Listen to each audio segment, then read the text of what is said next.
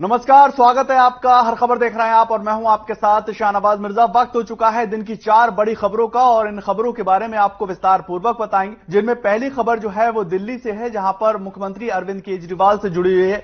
हिसार अरविंद केजरीवाल पहुंचते हुए नजर आए हैं और SYL मुद्दे को लेकर उन्होंने साफ तौर पर केंद्र सरकार के ऊपर निशाना भी साधा है और उन्होंने कहा कि अगर कोई समाधान नहीं है तो पीएम मुझको निमंत्रण दे, मैं इसका समाधान बताता हुआ नजर आऊंगा। दूसरी तस्वीर आप जो देख रहे हैं वो कांग्रेस पर विज का पलटवार है। अनिल विज ने जो है वो कांग्रेस के ऊपर वार किया। उन्होंने साफ तौर पर कहा कि कांग्रेस हमेशा से ही देश को तोड़ने का काम करती है। दरअसल कांग्रेस पार्टी जो है वो भारत जोड़ो यात्रा करती हुई नजर आ रही है और इसी के मद्देनजर गृह मंत्री अनिल विज ने कांग्रेस के ऊपर वार किया। उन्होंने कहा कि कांग्रेस पार्टी हमेशा से ही भारत तोड़ो जैसी नीतियां अपनाती आई है। आपको तीसरी तस्वीर दिखा रहे हैं टीचर ट्रांसफर और टेंशन की। इससे जो है बच्चों के भविष्य को लेकर एक बड़ा सवालिया निशान ये खड़ा होता नजर आ रहा है कि जो टीचर हैं उनके दरअसल ट्रांसफर तो कर दिए जा रहे हैं, लेकिन उनकी जगह नियुक्ति नहीं हो पा रही है और इसी को लेकर जो अभिभावक हैं, जो पेरेंट्स हैं और जो बच्चे हैं, वो इस बात को लेकर रोष व्यक्त करते हुए नजर आ रहे हैं कि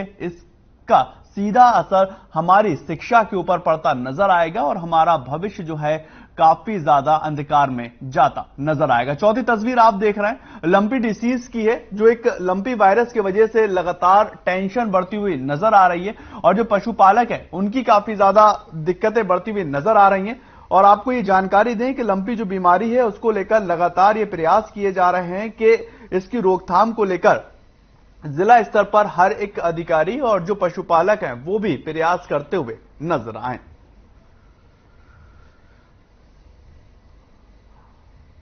तो मैं आपको बता दें, दिल्ली के जो अरविंद केजरीवाल मुख्यमंत्री हैं वो हिसार पहुंचते हुए नजर आए और इस दौरान पंजाब के मुख्यमंत्री भगवंत मान भी उनके साथ मौजूद रहे, जहां पर सीएम केजरीवाल ने कहा कि मेक इन इंडिया नंबर 1 के बारे में पूरी जानकारी दी गई और साथ ही उन्होंने कहा कि देश की 130 करोड़ जनता एकजुट हो जाए तो भारत को नंबर 1 देश बनाने से कोई भी नहीं रोक सकता। इसके साथ ही साथ उन्होंने SYL पर केजरीवाल ने कहा कि दोनों राज्यों के अंदर पानी की कमी है। पंजाब और हरियाणा में पानी का स्तर बहुत ही ज्यादा कम है और दोनों राज्यों को पानी ही चाहिए। केंद्र की जिम्मेदारी बनती है कि वो पंजाब और हरियाणा के लिए पानी का इंतजाम करे और वहीं पर पीएम मोदी पर तंज कसते हुए उन्होंने कहा कि अगर उनके पास कोई भी समाधान नहीं है तो मुझे बुलाएं, मैं इसका समाधान बताता नजर आऊंगा।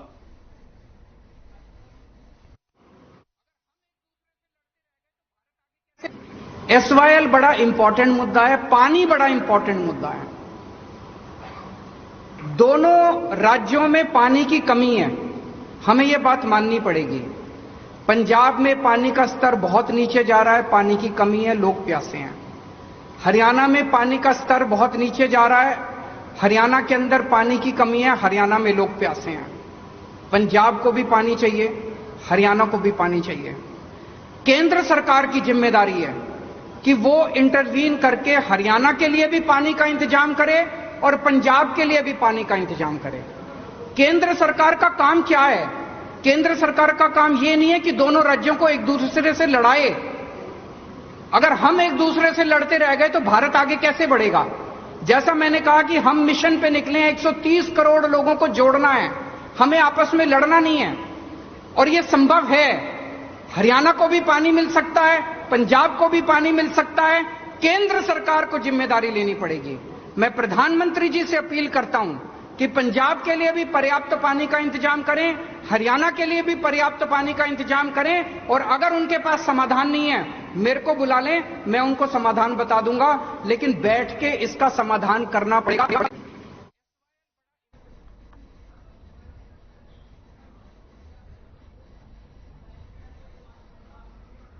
दरअसल SYL मुद्दे को लेकर जो है हरियाणा और पंजाब में कई सालों कई दशकों से जो है वो खींचातानी चलती हुई नजर आ रही है, लेकिन सुप्रीम कोर्ट ने ये आदेश दिए हैं कि इसका जल्द से जल्द समाधान निकालना चाहिए और उसी को लेकर अरविंद केजरीवाल जो है हिसार पहुंचे और प्रेस कॉन्फ्रेंस करते हुए नजर आ रहे हैं। इस खबर को लेकर अनूप हमारे सहयोगी, हमारे संवाददाता हिसार से जुड़ चुके हैं, विस्तार पूर्वक उनसे समझेंगे कि आखिर क्या है पूरा मामला और क्या कुछ इसके ऊपर अपडेट निकलती आ रही है। अनूप, अगर बात की जाए SYL जो पूरा मुद्दा है वो 1-2 साल का नहीं, बीते 35-40 साल का, ये काफी दशकों का पुराना ये पूरा मामला है। इसको लेकर सुप्रीम कोर्ट जो है वो काफी ज्यादा सख्त हुआ है। उन्होंने कहा कि जो हरियाणा का हक है वो हरियाणा को मिलना चाहिए, जो पंजाब का हक है वो पंजाब को मिलना चाहिए। अरविंद केजरीवाल साफ तौर पर कह रहे हैं कि बीच का समाधान निकालना चाहिए। क्या कुछ अपडेट है आपके पास अनूप?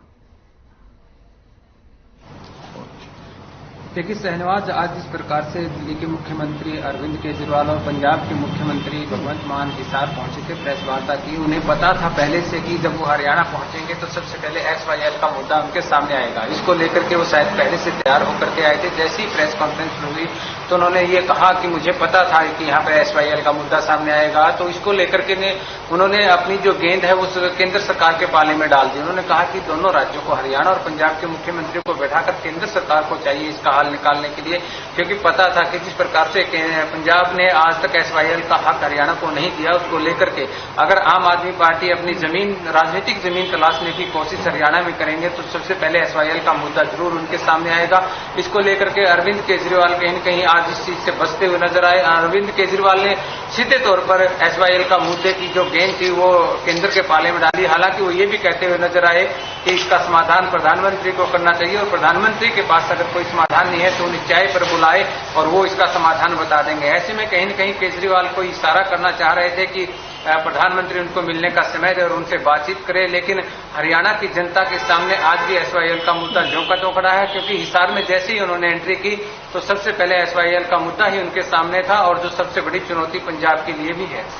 अनूप, एक महत्वपूर्ण जानकारी यहां पर ये लेना चाहेंगे। SYL का जो मुद्दा है वो काफी सालों पुराना है। इसको लेकर अब अरविंद केजरीवाल हिसार के अंदर या हरियाणा के अंदर अपनी सियासत जो है वो चमकाते हुए नजर आ रहे हैं। क्या एक बड़ा चैलेंज अरविंद केजरीवाल के सामने यहां खड़ा होता हुआ नजर आ रहा है? क्योंकि पंजाब में आम आदमी पार्टी की सरकार है और हरियाणा में भारतीय जनता पार्टी की सरकार है। भारतीय जनता पार्टी आम आदमी पार्टी और आम आदमी पार्टी भारतीय जनता पार्टी के ऊपर गेंद फेंकती हुई नजर आ रही है। इसमें SYL का जो मुद्दा है वो किधर और कहां समाधान की ओर जाता नजर आ रहा है?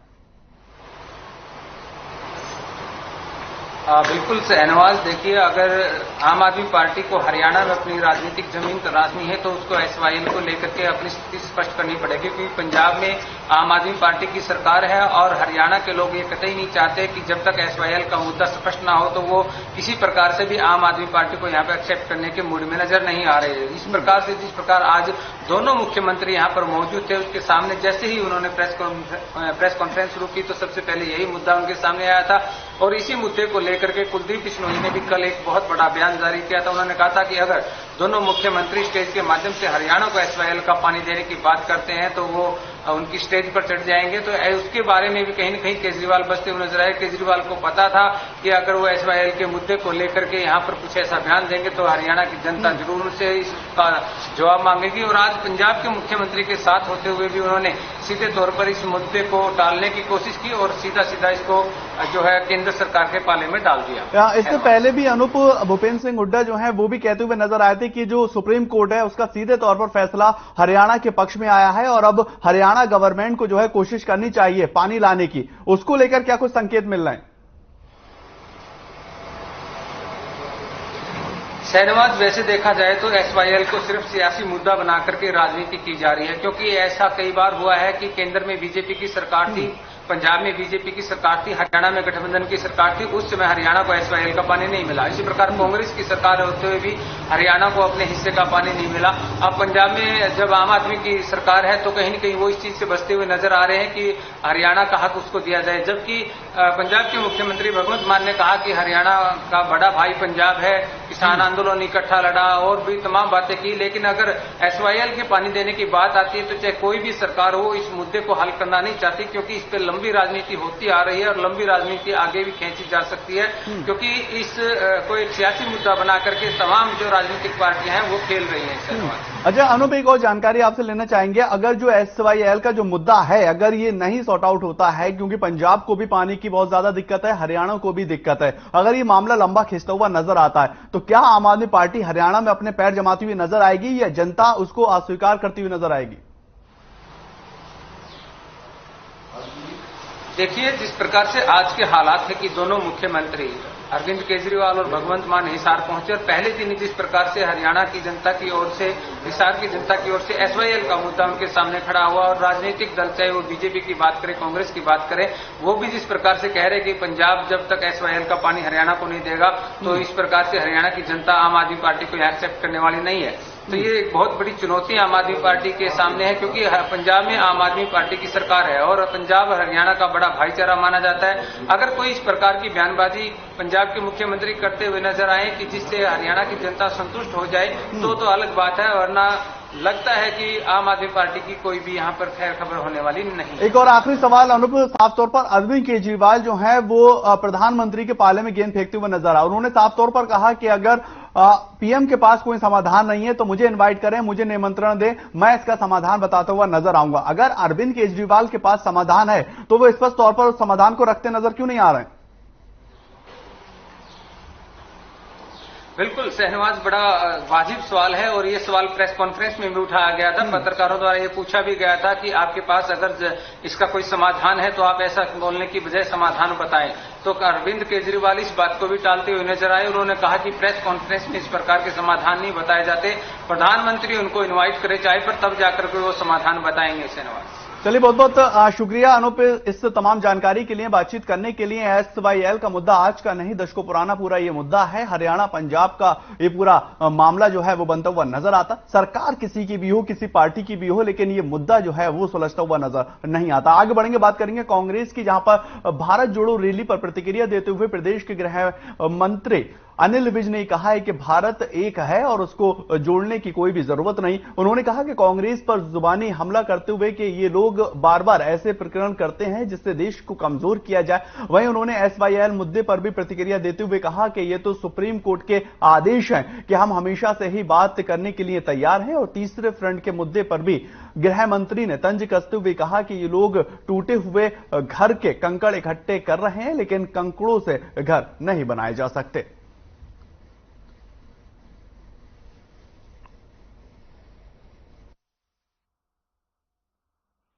भारत तो एक है, जुड़ा हुआ है और यही लोग बार बार ऐसे प्रकरण करते हैं कि जिससे देश कमजोर हो और देश अलग अलग हो। तो इनको तो पहले अपना बैठ के मनन करना चाहिए, यात्रा निकालने के लिए पहले खुद को मनन करें। नहीं तो सुप्रीम कोर्ट का आदेश है और हम तो हमेशा तैयार थे, हमेशा तैयार हैं बैठ के बातचीत करने के लिए। अब पंजाब अगर पत्रों का ही जवाब नहीं देता तो फिर उसका आगे की कार्रवाई सोचेंगे। अब सुप्रीम कोर्ट ने समय दिया है, उस समय के अंदर करें। जो सारा डिस्प्यूट हुआ है ये कांग्रेस की तरफ से ही हुआ हुआ। अगर उनका काफी देर तक वहां राज रहा, अगर वो बनाते या हमें बनाने देते तो ये झगड़ा नहीं हो सकता। और टूटे हुए घर के कंकर इकट्ठे कर रहे हैं, लेकिन कंकरों से घर नहीं बनाए। इस खबर को लेकर नरेश जो है हमारे सहयोगी संवाददाता हमारे साथ जुड़ चुके हैं। नरेश, क्या कुछ अपडेट मिला? क्योंकि अनिल विज जो है वो साफ तौर पर कहते हुए नजर आ रहे हैं, एसवाईएल का मुद्दा भी छेड़ा, थर्ड फ्रंट का मुद्दा भी छेड़ा, तमाम बड़े मुद्दों को लेकर बातचीत करते हुए नजर आए। अगर एसवाईएल के मुद्दों को लेकर या फिर जो महागठबंधन बन रहा है या कांग्रेस को जो भारत जोड़ो यात्रा है उसको लेकर कोई अपडेट आप तक पहुंच पाई हो नरेश? जी बिल्कुल, देखिए मैं बताना चाहूंगा कि आज गृह मंत्री अनिल विज ने इन भी मुद्दों पर अपनी प्रतिक्रिया दी और उन्होंने कहा कि जो कांग्रेस द्वारा जो भारत जोड़ो यात्रा निकाली जा रही है, जो जम्मू कश्मीर से लेकर कन्याकुमारी तक निकाली जाएगी, उस पर उन्होंने कि भारत तो पहले ही एक है और भारत तो पहले ही जुड़ा हुआ है। लेकिन उन्होंने उस पर तंज कसते हुए कहा कांग्रेस पे कि ये जो कांग्रेस है इन्हीं की वजह से देश जो है इसकी छवि खराब होती है। जी इसमें एक महत्वपूर्ण बात नरेश, ये भी जो गृह मंत्री अनिल विज है वो ये कहते हुए नजर आए कि जो विपक्ष है, जो कल एक बड़ी तस्वीर निकलकर सामने आ रही थी, नीतीश कुमार हर एक बड़े नेता से मिल रहे थे, उन्होंने कहा कि ये टूटे हुए घर के कंक्रीट लेके घर बनाने की कोशिश की जा रही है। महागठबंधन और विपक्ष को साधते हुए अनिल विज नजर आ रहे थे। नरेश जी बिल्कुल, देखिए जैसा कि उन्होंने कहा कि जैसे ही नीतीश कुमार दिल्ली पहुंचे और अरविंद केजरीवाल से मिले और इसके साथ ही जो हरियाणा के जो विपक्षी नेता हैं उनके साथ उनकी जो मुलाकात है उसको लेकर वो थर्ड फ्रंट के बनाने की जो बात कह रहे हैं, उसी को लेकर अनिल विज ने हंसते हुए कहा कि कंकर, ये जो कंकर इकट्ठे करके जो मकान बनाने की बात कर रहे हैं, तो कंकड़ इकट्ठे करने से मकान नहीं बनता। इसी को लेकर उन्होंने उनको एक हंसी उड़ाते हुए उन पर ये अपनी प्रतिक्रिया दी। जी एक और आखिरी सवाल नरेश आपसे लेंगे। SYL मुद्दे को लेकर भी अनिल विज ने कहा कि हम तो बात करने के लिए तैयार हैं, पंजाब जो है दरअसल बात नहीं करना चाहता। जी बिल्कुल, जैसा कि उन्होंने कहा कि हम तो पहले से ही इस मुद्दे को लेकर साथ बैठकर ये सुलझाना चाहते हैं, और लेकिन पहले की जो पंजाब सरकार इस पर कोई भी हमारे पत्राचार का जो है कोई भी जवाब नहीं दे रही, और ये सुप्रीम कोर्ट में जो केस है उसका जो जैसा ही फैसला आएगा उसके हिसाब से हम आगे भी कार्रवाई करेंगे। और बैठकर जो इस पर जब उनसे पूछा गया कि जो कांग्रेस के नेता हैं वो भी अब उनकी तरफ से भी बयानबाजी आनी शुरू हो गई है, तो उन्होंने कहा कि इतने दिनों से जो कांग्रेस की सरकार थी, अगर वो पहले से ये खुद SYL बनाते या फिर हमें बनाने देते तो फिर आज ये जो लड़ाई छिड़ी हुई है ये नौबत ना आती। ठीक है नरेश, बहुत बहुत शुक्रिया तमाम जानकारी के लिए, बातचीत करने के लिए। अंबाला गृह मंत्री अनिल विज पहुंचे थे और तमाम चीजों को लेकर विस्तार पूर्वक वो प्रेस कॉन्फ्रेंस में मीडिया कर्मियों से बात करते हुए नजर आए। आगे बढ़ेंगे, बात करेंगे कोसली की, जहां पर स्कूल के स्टाफ की कमी के चलते अभिभावक बहुत ज्यादा परेशान होते हुए नजर आ रहे हैं और बच्चे अपने भविष्य को लेकर काफी ज्यादा परेशान। बार बार प्रशासन को बताने के बावजूद भी कोई भी सुनवाई होती हुई दरअसल दिखाई नहीं दे रही है, और इसी को लेकर एक बार फिर से छात्रों ने स्कूल पर ताला भी जड़ दिया। छात्रों का यह कहना है कि तबादला नीति के चलते स्कूल में अध्यापकों की संख्या बहुत ज्यादा कमी आती नजर आ रही है, और तबादले के बाद अध्यापकों की संख्या 13 से घटकर मात्र 3 रह गई। आपको बताएं कि राजकीय उच्च विद्यालय बिसुहा के अंदर 118 छात्र छात्राएं पढ़ते हैं, और वहीं पर फरीदाबाद के मवई गांव में भी सरकारी स्कूल के अंदर छात्रों और उनके परिजनों ने ताला जड़ दिया।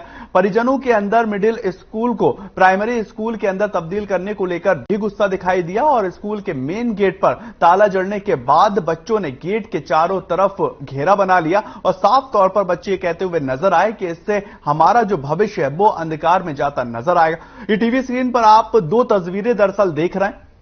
पहली तस्वीर कोसली की है और दूसरी फरीदाबाद की है, और दोनों जगह जो है वो मामला एक ही है, जहां पर छात्रों का प्रदर्शन होता नजर आ रहा है, और ट्रांसफर नीति के तबादला नीति से अध्यापकों की जो कमी हो रही है, जिससे उनकी पढ़ाई बाधित होती हुई नजर आ रही है, उसका असर ये साफ तौर पर दिखाई दे रहा है, जहां पर अभिभावक और बच्चे जो हैं वो मेन गेट के ऊपर ताला लगाकर विरोध प्रदर्शन अपना दर्ज करते नजर आ रहे हैं।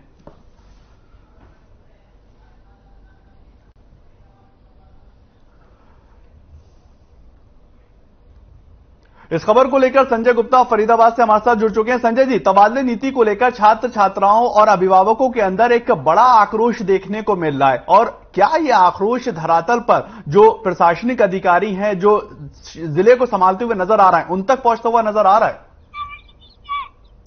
देखिए सनवाज, सबसे पहले मैं बताना चाहूंगा कि पूरे हरियाणा के जो सरकारी स्कूल हैं, चाहे वो मिडिल स्कूलों की बात करें या प्राइमरी स्कूलों की बात करें, उनकी हालत पहले ही खस्ता है। अगर बात करें कि बच्चों की जो संख्या जिन स्कूलों में कम है उनको दूसरे स्कूलों में शिफ्ट किया जा रहा है।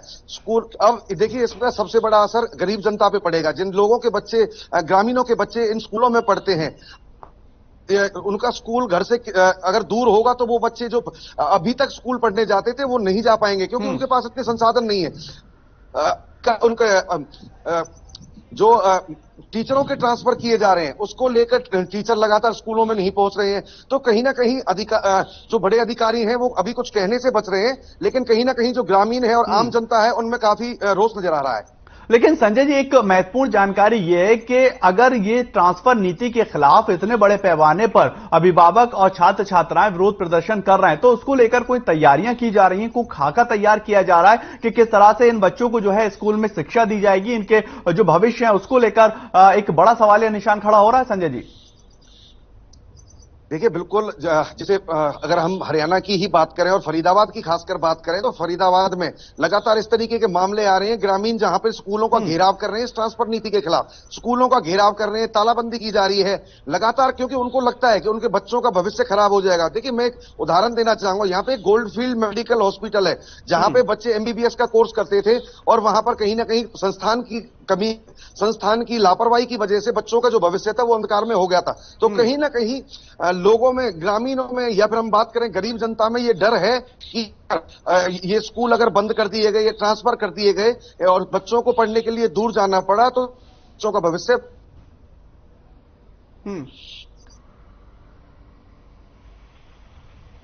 चलिए, बहुत बहुत शुक्रिया संजय जी इस तमाम जानकारी के लिए, बातचीत करने के लिए। संजय गुप्ता जो है फरीदाबाद से विस्तार पूर्वक बता रहे थे कि जो बच्चों का, चैन सिंह इसी खबर को लेकर हमारे साथ जो है जुड़ चुके हैं कोसली से। चैन सिंह, क्या कुछ खबर मिल रही है? कोसली के अंदर भी वही तस्वीरें दरअसल निकलकर सामने आ रही हैं जो फरीदाबाद और अलग अलग के जिलों की निकलकर आ रही हैं। तबादला नीति को लेकर काफी ज्यादा बच्चों के अंदर, अभिभावकों के अंदर जो रोष है वो दिखाई दे रहा है। निश्चित रूप से देखिए, हम कह सकते हैं कि ये कोई पहली तस्वीर नहीं है विधानसभा कोसली के किसी स्कूल की। इससे पहले भी पिछले 1 महीने की बात करें तो लगभग 5 स्कूलों पर तालाबंदी हो चुकी है तबादला पॉलिसी को लेकर, क्योंकि जितने बच्चे हैं उनके अनुसार जो शिक्षक होने चाहिए उनकी वहां उपस्थिति नहीं रहती, टीचर्स नहीं है, बच्चे आते हैं तो टीचर्स नहीं है। अगर किसी स्कूल में टीचर्स है तो वहां पर बच्चे ही नहीं है। काफी बुरी हालत है। विधानसभा कोसली की बात करें तो पिछले 1 महीने में 5 स्कूलों पर जो तालाबंदी की गई, और उसी कड़ी के अंदर आज फिर बिसवा गांव में जब सुबह सवेरे स्कूल खुला तो जो बच्चे काफी परेशान थे, पिछले 2 महीने से लगातार गुहार लगा रहे थे, उनके अभिभावक शिक्षा विभाग से गुहार लगा रहे थे, यहाँ के स्थानीय प्रशासन से गुहार लगा रहे थे, लेकिन सुनने वाला कोई ना, सिर्फ कोरे आश्वासन मिलते थे और वो कोरे आश्वासन जो वो धरातल पर काम नहीं करते। और इसीलिए आज तंग आकर, परेशान होकर अभिभावकों और छात्रों ने स्कूल के गेट पर ताला जड़ दिया और गेट पर ही बैठ गए, वहां पर धरना प्रदर्शन करने लगे और सरकार के खिलाफ नारेबाजी की उन्होंने जमकर। और उनकी साफ तौर पर कह रहा है कि जब तक यहाँ पर टीचर्स उपलब्ध नहीं होंगे तब तक स्कूल की इसी प्रकार से तालाबंदी रहेगी। वो बाहर धूप पर भूखे प्यासे बैठेंगे। अगर किसी बच्चे को या अभिभावक को कुछ भी होता है तो उसके लिए स्थानीय प्रशासन या फिर शिक्षा विभाग ही इसके लिए जिम्मेदार होगा। आपको साथ में ये भी बताना चाहेगी कि इस स्कूल के अंदर 118 बच्चे पढ़ते हैं और जिनमें से 100 छात्राएं हैं, 18 लड़के हैं और 100 लड़के हैं यहाँ पर। बावजूद उसके 13 टीचर थे और 10 का तबादला हो गया। मात्र 3 बच्चों पर कैसे स्कूल चल पाएगा, ये अपने आप में बहुत बड़ा सवाल। चलिए, बहुत बहुत शुक्रिया चैन जी इस तमाम बातचीत के लिए, जानकारी देने के लिए। तबादला नीति को लेकर बच्चे और अभिभावक लगातार विरोध प्रदर्शन दर्ज करवा रहे हैं और इसी को लेकर लगातार कोशिश की जा रही है जो तबादला नीति है वो दुरुस्त की जाए। आगे बढ़ेंगे, बात करेंगे शिक्षा विभाग की। तबादला नीति प्रदेश के अभिभावकों और छात्रों के लिए मुसीबत दरअसल बनती हुई नजर आ रही है और ताजा मामला मनावली गांव के राजकीय उच्च विद्यालय का है, जहां पर 6 अध्यापकों के तबादले किए गए हैं, लेकिन स्कूल के अंदर एक भी अध्यापक नहीं पहुंचा। हैरत की बात तो यह है कि इस स्कूल में 170 बच्चों के लिए सिर्फ एक पीटीआई का टीचर नियुक्त है और इसमें से बच्चों की पढ़ाई काफी ज्यादा प्रभावित होती नजर आ रही। स्कूल के अंदर शिक्षकों की कमी को लेकर विग्रामियों ने अपना विरोध दर्ज कराया है और जल्द से जल्द शिक्षकों की नियुक्ति की मांग भी की गई है। फतेहाबाद की भी दरअसल यही तस्वीरें हैं जहां पर ग्रामीणों ने अपना विरोध प्रदर्शन जो है वो दर्ज करवाया। ट्रांसफर ड्राइव पॉलिसी एक आफत बनती हुई पूरे हरियाणा के लिए नजर आ रही है और हर एक जगह से जो अभिभावक हैं, जो पेरेंट्स हैं, वो अपना विरोध प्रदर्शन, अपना ज्ञापन जो है वो देते हुए नजर आ रहे हैं। मानावली फतेहाबाद का यह पूरा मामला है जहां पर एक स्कूल के जो बच्चे हैं वो और उनके अभिभावक जो हैं ट्रांसफर रमेश ढाका फतेहाबाद से इस खबर को लेकर हमारे साथ जुड़ चुके हैं। रमेश जी, फतेहाबाद के अंदर जो ज्ञापन दिया जा रहा है, जो विरोध दर्ज किया जा रहा है, ट्रांसफर ड्राइव को लेकर एक आफत बनती हुई नजर आ रही है, उसको लेकर जो अधिकारी हैं बड़े लेवल के, वो क्या कुछ करते हुए नजर आ रहे हैं? देखिए शहनवाज, बताना चाहूंगा, ट्रांसफर ड्राइव पॉलिसी जैसे ही लागू हुई है उसी समय से लेकर के हालात बिगड़ते जा रहे हैं। अगर इस समय आज की अगर बात की जाए तो ये फतेहाबाद के गांव मानावाली के अंदर जो पहुंचे थे हम, वहां के हालात जो देखे थे कि 170 बच्चे और एक पीटीआई टीचर उनको संभालने वाला है। ऐसे हालातों में शहनवाज कौन संभालेगा उन बच्चों को? क्या वो पढ़ पाएंगे? क्या वो पास हो पाएंगे परीक्षा में? हमने बच्चों से भी वहां पर बात की थी। बच्चों ने बताया कि हमारा भविष्य खतरे में है और हमारे को सिर्फ एक पीटीआई टीचर जो है वो एक बार क्लास में आता है, वो देखता है, लेकिन क्या हालात बनते नजर आ रहे हैं ये समझ से बाहर है। वहीं ग्रामीण वहां पर इकट्ठा हुए थे, ग्रामीणों में रोष था कि हमारे बच्चों का जो है पढ़ाई नहीं हो पा रही है, टीचर यहाँ नहीं है। इस स्कूल की अगर मैं बात करूं तो राजकीय उच्च विद्यालय गांव मानावाली की जो हालात थे, यहाँ पर 7 अध्यापक थे, 6 अध्यापकों की यहाँ से जो है बदली की जा चुकी है और 1 अध्यापक यहाँ पर सिर्फ पीटीआई बचा है। तो ये शहनवाज देखने वाली बात होगी। शिक्षा खंड अधिकारी यहाँ पर दयानंद सिहाग हैं, उन्होंने कोई आके यहाँ पर मौका नहीं देखा है। बच्चे जो है घूमते नजर आ रहे हैं कहीं। ठीक बहुत बहुत शुक्रिया रमेश इस तमाम जानकारी के लिए, बातचीत करने के लिए। आगे बढ़ेंगे, बात करेंगे गौवंश के अंदर फैल रही लंपी स्किन डिसीज का जो खतरा है वो लगातार बढ़ता हुआ नजर आ रहा है और इसी को लेकर पशुपालन विभाग पूरी तरह से सतर्क हो चुका है। जहां तोशाम क्षेत्र के अंदर वैक्सीनेशन की जानकारी देते हुए पशुपालन विभाग के एसडीओ सुनील शर्मा ने बताया कि अब तक गौशालाओं को मिलाकर 17,733 गौवंशों का वैक्सीनेशन किया जा चुका है और 200 डोज शेष बची हुई। इसके अलावा उन्होंने ये भी कहा कि क्षेत्र के अंदर अब तक 45 गौवंशों के स्किन डिसीज की वजह से मौत हो चुकी है। हालांकि क्षेत्र के अंदर 1170 गौवंश लंपी स्किन डिसीज से प्रभावित होते नजर आ रहे हैं। इसमें से 355 गौवंश ठीक हो चुके हैं और साथ ही उन्होंने ये भी कहा कि पशुपालकों को घबराने की जरूरत नहीं है, ये एक मैकेनिकल ट्रांसमिशन है और सभी पशुपालक अपने पशुओं को घर में रखें। वहीं पशुपालन विभाग इस पूरी बीमारी को लेकर पूरी तरह से सतर्क है।